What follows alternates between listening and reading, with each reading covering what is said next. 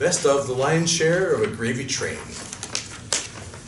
JT reaches into his pocket, pulls out the heart-shaped locket, and dangles it before him. What's that supposed to be? JT pockets the locket and steps down into the living room, removing his coat to drape over the back of a chair. JT starts rolling up his sleeves, causing Vance to look at all tense, like he might have to put down the 2 glasses.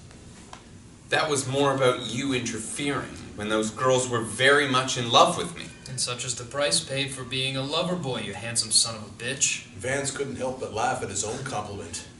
JT, you gotta shed the past. Leave that shit behind.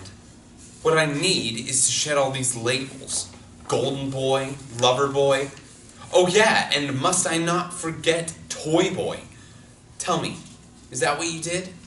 Leave it all behind? Why, I thought those were admirable labels. As for me, that which is behind me I did not leave. I got ripped off for. Now you want to sound like you're the only one who suffered loss. Remember those 2 UCLA preppies across the hall? They got ripped off big time. Had a chance to peek in on them. Someone wrote on their wall in blood these words. The streets are high with things that kill, and they're hiding in the night. Expect no mercy. I don't know whose blood. Probably theirs. Vance listens closely while formulating thoughts. See? And yet another reason why I don't mess around. Sounds like devil worship. You'll be surprised how many normal-looking girls are into Satanism. It was then when I truly wondered if you really had an answer to everything, however outlandish it be. Nevertheless, I sometimes went to bed having wet dreams over them, and now I'll have to think of them in another way. Their unspeakable loss is why I keep a gun in the house, so there will be no more losses. Vance shifts positions and shudders at the thought. So now you have a gun. That's a level I'm not prepared to take. Come on, a gun? Okay, now that you took that Lucille door and opened it, here's what I think. It was you who fell in love with Lucille, but then decided to rip her off because at the time you couldn't formulate how to win her affections. Therefore, if you couldn't have her, neither could I. Vance's eyes narrow. You're not gonna give me the swelled head attitude again. I got ripped off, so now I gots to go rip somebody else off. Mind you, they were just girls. And in case you were wondering, Bernadette's been hurting real bad for you. No, I haven't been wondering. I haven't been wondering at all. Vance takes another stand. Back move. She pays boys to come up with any info concerning your whereabouts. It's sad when a woman pays young boys to come up with phony leads on you. And what she does to them or for them while they dupe her with lies.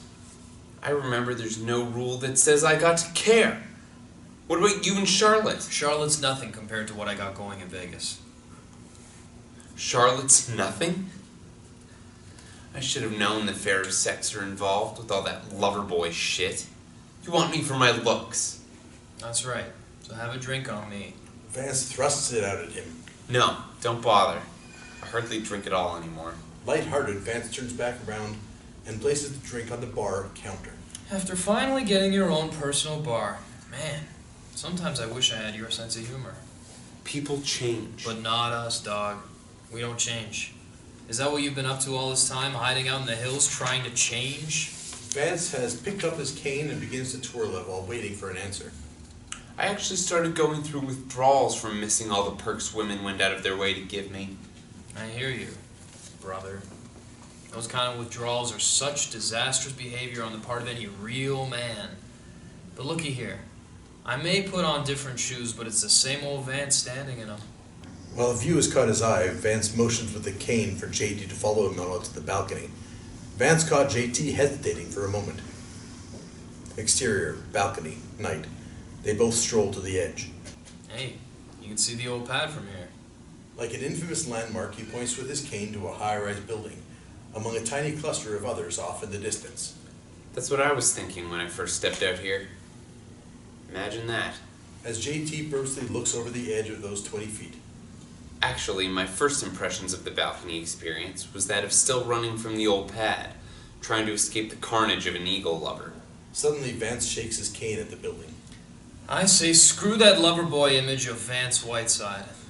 Already, there's a sexually transmitted disease on the horizon that will put an end to these sexual exploits that we've become so fond of. Men will be subjected into wearing a rubber that will reduce sexuality into nothing more than a masquerade ball colliding with a horror show. Spelled W-H-O-R-E. Just stands the reason if I spend an entire evening putting on the Ritz, why would I end it by putting on a rubber? And that's not even the half of it. Seriously, JT, women and gold have taken control of my life. Power and fame has left me low and lame, drowning in strife. I must confess that in my quest, I felt depressed and restless. You might say this Casanova's roving days are over, more or less, with love. He removes his hat to place it on his chest, like he's being respectful to something beloved that has dearly departed. Wow. That has to be the most beautiful insight I ever heard for ending a career. Hardly a career. It's just what I've done. Slamming the hat back down on his head, he turns away to gaze down upon the city lights below. My life. My life's been harder to mend than a kick in the chins from any schoolgirl on any given day. Vance started out with bitterness, to end it with a smile towards JT, who delivers a slight nod. Usually, if you give him a moment to think, he'll say something totally contrary with just as much sincerity and conviction. And in that regard, he is the same old Vance.